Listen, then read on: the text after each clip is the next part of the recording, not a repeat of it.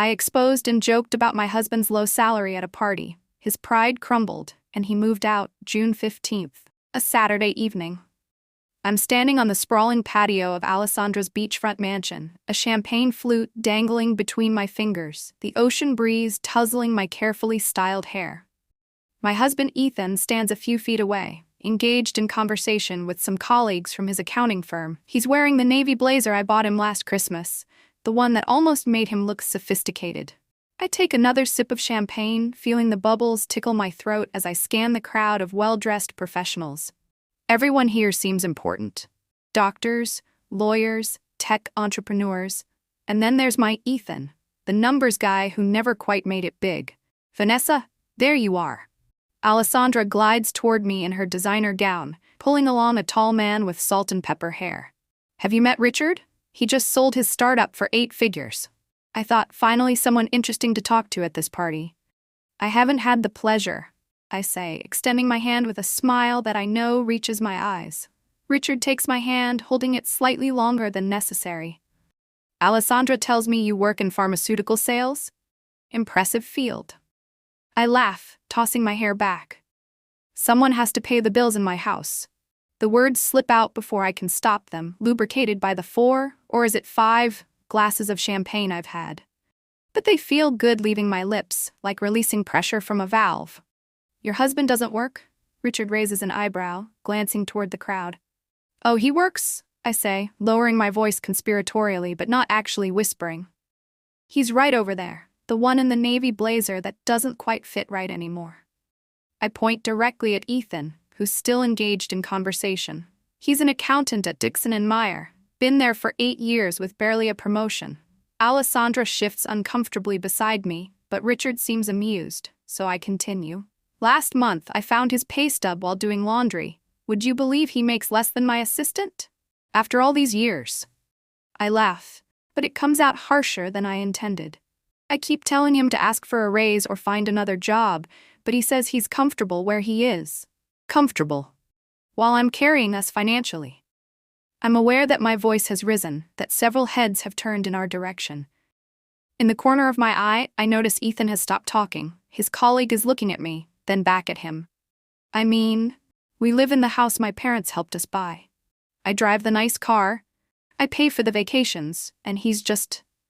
I make a vague gesture with my hand, splashing a bit of champagne onto the limestone patio. Happy being average. The patio falls silent. When I look up, I see Ethan standing just a few feet away, his face drained of color. Our eyes lock for one excruciating moment. I thought, oh shit, he heard everything. Ethan places his half-full glass on a nearby table, straightens his blazer, the one I just mocked, and walks away. Not rushing, not making a scene, just walking with quiet dignity through the French doors into Alessandra's house. Excuse me, I say to Richard and Alessandra, though I'm not sure they want me to stay anyway. I follow Ethan's path, tripping slightly on the threshold. Inside, the air conditioning hits me like a wall, sobering me slightly. I spot Ethan collecting his jacket from the coat check. Ethan, wait, I call out, my voice echoing in the marbled entryway. You're being dramatic, it was just a joke. He turns to look at me, and what strikes me isn't anger but something worse, disappointment mingled with resolve. I called an Uber, he says evenly. It'll be here in 3 minutes. You can't just leave, I say, stepping closer. We came together. What will people think? A bitter smile crosses his face. Seems like you've already told them exactly what to think of me. The Uber notification pings on his phone. He looks down at it, then back at me. Find your own way home, Vanessa.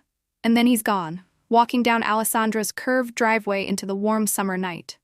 I stand there, feeling the cool air from the house battling with the humidity that drifts in through the open door. My face burns, from alcohol, from embarrassment, I'm not sure which. I thought, he'll get over it. He always does. Sunday morning. I'm lying in our king-sized bed, alone, my head throbbing with a hangover that feels like punishment. The space beside me is undisturbed. Ethan never came home last night. I reach for my phone, squinting against its brightness. 2 missed calls from my mother, 1 from Alessandra, none from Ethan. I press his contact and listen to it ring. This is Ethan. Leave a message. Hey, it's me, I say, trying to sound casual. Just wondering where you are. Call me back. I drag myself out of bed and pad to the bathroom, wincing at my reflection, mascara smudged, hair tangled. I looked nothing like the confident woman holding court on Alessandra's patio last night. Standing under the shower, I let the hot water pummel my skin, trying to wash away the memory of Ethan's face when he heard my words. I thought, was what I said really that bad? Everyone jokes about their spouses sometimes. After dressing, I check my phone again. Still nothing from Ethan. I type out a text. You're really going to ghost me over a stupid comment? Real mature. The message sits there, delivered but unread. By afternoon, concern starts to edge out my defensiveness. This isn't like Ethan. He's the steady one, the reasonable one who never stays angry for long. I'm sitting on our front porch, sipping coffee and watching the occasional car pass by when my phone finally buzzes. I grab it eagerly, but it's not Ethan, it's Alessandra. Hey, just checking if everything's okay with you and Ethan after last night. I roll my eyes. Of course she's calling, probably hoping for gossip to share with the rest of her wealthy friends. Everything's fine, I text back. Just a misunderstanding. After another hour of silence, I cave and call Ethan's best friend, Marcus. Is he with you? I ask as soon as Marcus answers. Hello to you too, Vanessa. Marcus's voice is unusually cool. Just tell me if he's there, please. A pause. Yes, he stayed here last night. Relief floods through me, quickly followed by irritation. Well, tell him to come home so we can talk about this like adults. Another pause, longer this time.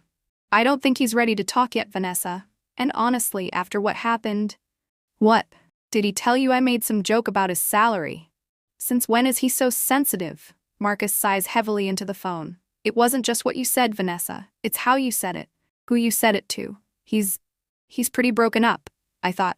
Broken up over this? It's not like I cheated on him. This is ridiculous. I snap. Put him on the phone. He doesn't want to talk right now. Fine. Tell him I expect him home by dinner. We have that charity thing tomorrow, and I'm not going alone. I hang up before Marcus can respond, tossing my phone onto the cushion beside me with enough force to make it bounce off and clatter to the porch floor. 3 days pass without Ethan coming home. 3 days of increasing worry and decreasing patience. I've left voicemails that morph from annoyed to pleading, sent texts that remain undelivered, and even driven by Marcus's apartment building once, too proud to actually go up and knock. Wednesday afternoon, I'm standing in the entryway of our house, just back from a client meeting that I completely fumbled because my mind was elsewhere. The house feels eerily silent, like it knows one of its occupants is missing. My phone rings. Ethan's mom, Gloria. My finger hovers over the decline button, but I answer. Vanessa. Gloria's normally warm voice is formal. I wanted to let you know that Ethan is staying with us for a while. He's at your place now? He left Marcus's? I grip the phone tighter. Can I talk to him? He's not ready, dear. The dear sounds perfunctory, not affectionate. He asked me to call because he didn't want you to worry about his whereabouts. I laugh bitterly. That's considerate of him, disappearing for days but making sure I know which house he's hiding in. Gloria is silent for a moment. When she speaks again, her voice is measured. Vanessa, Ethan told us what happened at the party. And I'm sure you made it sound much worse than it was, I retort, kicking off my heels with more force than necessary. One hits the wall, leaving a small mark on the paint. It was a joke that he took way too personally. Was it? Gloria asks quietly. Because from what he described and from what we've observed over the years, it sounded more like the truth slipping out. Like how you really see him. Her words hit me like a slap. That's not fair. I love Ethan. I believe you do. In your way, Gloria says. But do you respect him? Do you value what he brings to your marriage? Because what you said at that party, that wasn't just about money, Vanessa. I thought, of course it's about money. What else would it be about? Tell Ethan to call me, I say finally. This has gone on long enough. I'll tell him, Gloria replies, though her tone suggests she doesn't expect him to comply. Take care, Vanessa. As I end the call, I notice a notification on my phone. An email from Alessandra. My stomach sinks as I open it.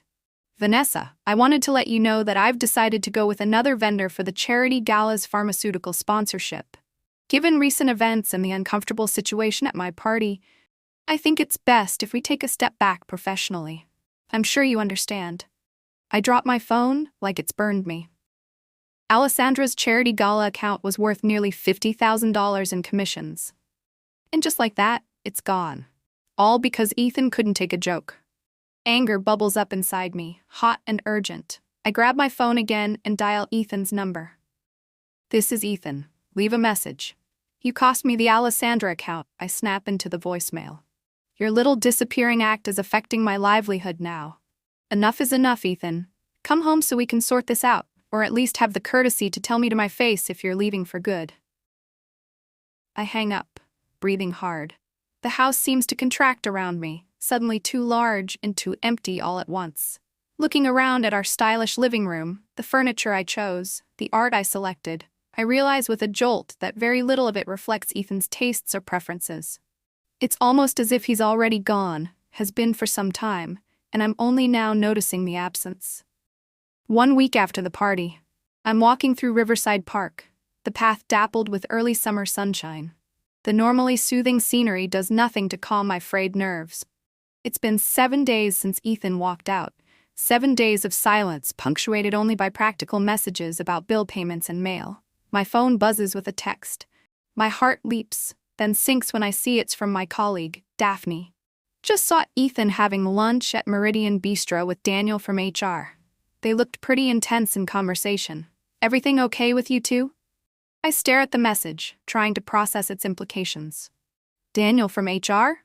Why would Ethan be meeting with someone from my company's human resources department? I type back quickly. "Everything's fine. Thanks for letting me know." My mind races. Is Ethan trying to sabotage my job now? Is this some kind of revenge for what I said? I veer off the park path, heading toward Meridian Bistro. It's only 6 blocks away. I can be there in minutes. As I walk, my pace quickening with each step, I rehearse what I'll say when I confront them. I'll be calm but firm. I'll remind Ethan that whatever issues we have should stay between us. I'm so absorbed in my thoughts that I nearly collide with someone coming out of a shop. "Vanessa?" I look up to find Marcus standing there, a shopping bag in hand, looking surprised to see me. "Sorry," I mutter, trying to step around him. "I'm in a hurry." He blocks my path gently. "Where are you rushing to?" "None of your business," I snap, then immediately regret it. Marcus might be my only link to Ethan right now. "Sorry. I heard Ethan's at Meridian Bistro with someone from my company, and I want to know what they're talking about." Marcus's expression shifts from surprise to something like pity. "Vanessa, don't." "Don't what?" "Don't check why my husband is having secret meetings with HR from my workplace?" He sighs, shifting the shopping bag to his other hand. "It's not what you think. Daniel isn't just HR, he's a headhunter now, has been for months." I blink, trying to process this new information. "A headhunter? Ethan is looking for a new job?" "He's been looking for a while," Marcus admits. "Before all this happened, he wanted to surprise you, prove something to himself." I thought, all this time, while I was complaining about his lack of ambition, he was secretly trying to better himself. "Why didn't he tell me?" I ask, my voice smaller than I intended. Marcus looks at me for a long moment, as if deciding how honest to be. "Because he was tired of hearing how disappointed you were in him. He wanted to actually have something to show for it first." The words hit me like a physical blow. I take a step back, bumping into a passerby who gives me an irritated look before moving on. "That's not fair," I say, but the protest sounds hollow even to my own ears. "I've always supported Ethan." "Have you?" Marcus asks quietly. "Because from where I stand, where most of your friends stand, it looks like you've spent years making him feel like he's not enough." I open my mouth to argue, then close it again. Around us, people move through their day, oblivious to the fact that my world is crumbling right here on this sidewalk. "Let him have this meeting in peace, Vanessa," Marcus says, his voice gentler now. "If there's any chance for you two to work things out, it starts with giving him space to find his footing again." I nod mutely, suddenly exhausted. The fight drains out of me as quickly as it flared up. "Is he okay?" I ask finally. Marcus hesitates, then offers a small, sad smile. "He will be." As he walks away, I stand rooted to the spot, the realization dawning on me that maybe, just maybe, I've been the problem all along. 2 weeks after the party, I'm sitting at our dining table, surrounded by papers, mortgage documents, bank statements, utility bills. I've spent the afternoon trying to get a clear picture of our finances, something I've always left to Ethan, despite my complaints about his earning power. The revelation is humbling. Ethan contributed far more than I gave him credit for. His steady income paid our utilities, car insurance, and several other monthly expenses. His careful budgeting kept us living within our means while still allowing for the occasional luxury. My higher income covered the mortgage and our more extravagant expenses. It's true. But without his consistent contribution and financial management, our lifestyle would have been significantly less comfortable. I pushed the papers away, resting my forehead in my hands. How had I failed to see this? How had I convinced myself that I was carrying us financially, when the reality was so clearly a partnership? The sound of a key in the front door breaks through my thoughts. I look up, my heart racing, as Ethan walks in. He stops short when he sees me at the table. He looks different somehow, his posture straighter, his eyes clearer. He's wearing a suit I don't recognize, tailored better than his old ones. "I came to get some more of my things," he says, his voice neutral. "I didn't think you'd be home." I stand up, suddenly aware of my disheveled appearance, unwashed hair, yoga pants, one of his old t-shirts that I've been sleeping in. "I've been trying to call you." "I know." He sets down his keys on the entryway table, a habit so familiar it makes my chest ache. "I needed time." "To find a new job?" I ask, gesturing vaguely toward his new suit. He looks surprised, then understanding crosses his face. "Marcus told you." He mentioned it. I take a step toward him, then stop, unsure of my welcome. "Did the meeting with Daniel go well?" A small, proud smile appears on Ethan's face before he catches himself. "Yeah, it did. I start next month at Blackwell Partners, financial analyst." That's a big firm," I say, genuinely impressed. "Blackwell Partners is known for their selective hiring and excellent compensation." "Congratulations." "Thank you." He glances at the papers spread across the table. "What's all this?" I follow his gaze, feeling a flush of embarrassment. "I was trying to understand our finances better, to see how we really shared things." Ethan says nothing, but his eyebrows rise slightly. "I didn't realize," I continue, forcing myself to meet his eyes. "I didn't realize how much you contributed, how thoughtfully you managed everything. I just saw the bigger number on my paycheck, and I made assumptions." He walks over to the table, glancing at the papers I've organized. His fingers trace over a spreadsheet he created months ago that lays out our budget in meticulous detail. "It wasn't just about the money, Vanessa," he says quietly. "I know that now." I wrap my arms around myself, suddenly cold despite the warm June air drifting through the open windows. "It was about respect, about seeing you for who you really are, not who I decided you were." Ethan looks at me for a long moment, his expression unreadable. Then he sighs, pulls out a chair and sits down. "I've felt invisible for a long time," he says. "That night at the party, hearing you talk about me that way to a stranger, it wasn't new. It was just the first time I couldn't pretend not to hear it." I thought, how many times has he heard me diminish him before? I sink into the chair across from him, tears blurring my vision. "I'm so sorry, Ethan. I don't know why I said those things. I don't know why I treated you that way." "I think I do," he says gently. "You've always needed to feel superior, to be with someone you thought needed you more than you needed them. It made you feel secure." His insight stuns me into silence. Is that true? Had I deliberately chosen to see Ethan as less successful, less ambitious, to feed my own ego? "The irony," he continues, "is that I admired you so much. Your drive, your confidence. I never felt diminished by your success until you started using it as a weapon." Tears spill down my cheeks now, unchecked. "Can we fix this? Can we try again?" Ethan's face softens with something like compassion, but his eyes remain resolute. "I don't think so, Vanessa. Not now. Maybe not ever. Because of one stupid comment at a party?" My voice cracks. "Because of 100 comments over 5 years," he corrects gently. "Because I finally realized I deserve better than feeling like someone's consolation prize." He stands up, straightening his new suit jacket. "I'm staying at an apartment downtown for now. Marcus will help me move the rest of my things this weekend." "Downtown?" I repeat, confused. "But that's so expensive." A small, sad smile crosses his face. "The new job comes with a significant raise. Turns out I was underpaid all these years. All I had to do was believe I was worth more." The parallel to our marriage doesn't escape me. All this time, while I was treating him as less than, he was quietly working to improve himself. Not to please me, but because he knew his own worth. I really am sorry, I whisper. I know, he says, and I believe that he means it. But sometimes sorry isn't enough. He moves toward the stairs, presumably to collect whatever belongings he came for. I remain at the table, surrounded by the paper evidence of my blindness.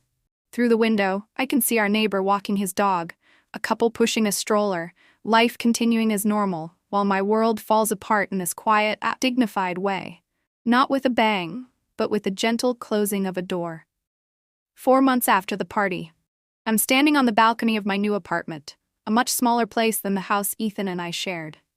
The divorce was finalized last week, quicker and cleaner than I expected. Ethan was fair in the settlement, despite having every reason to be bitter. My phone buzzes with a text from my sister. Still on for dinner tonight?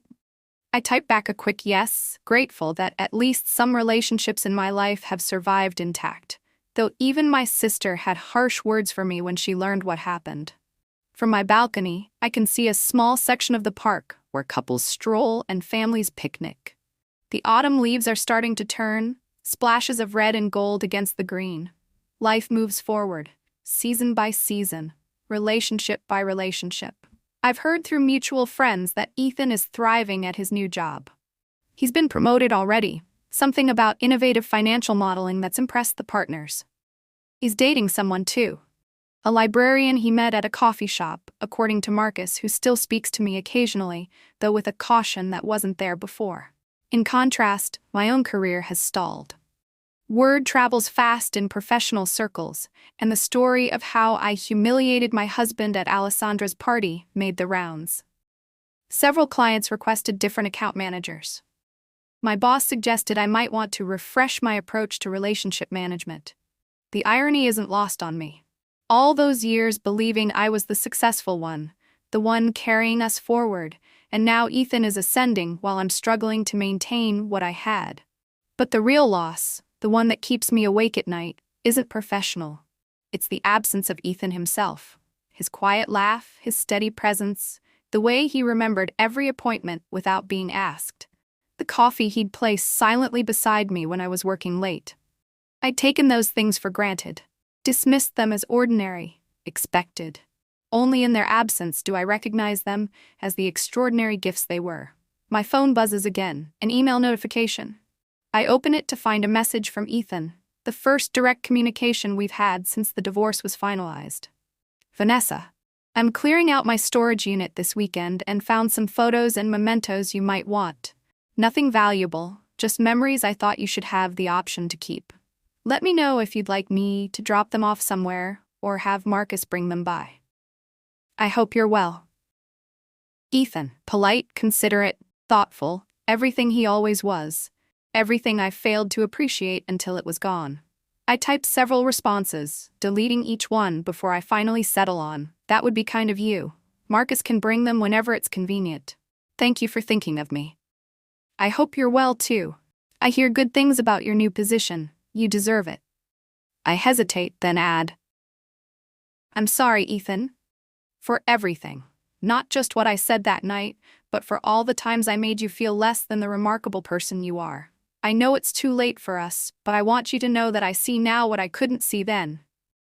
I hit send before I can second-guess myself, then set the phone down on the balcony railing, looking out at the park below where life continues its steady rhythm. A notification sound tells me Ethan has responded already. With trembling fingers, I open his message. "Thank you for saying that, Vanessa. It means more than you might think. Take care of yourself." Simple, final words that close our chapter together with more grace than I deserve. I slip the phone into my pocket and turn to go back inside. The apartment feels emptier than usual tonight, filled with the echoes of what might have been if I'd recognized the treasure I had before I threw it away. As I close the balcony door behind me, I catch a glimpse of my reflection in the glass. A woman learning the hardest lesson of all. That sometimes our greatest loss is something we never truly valued until it was gone.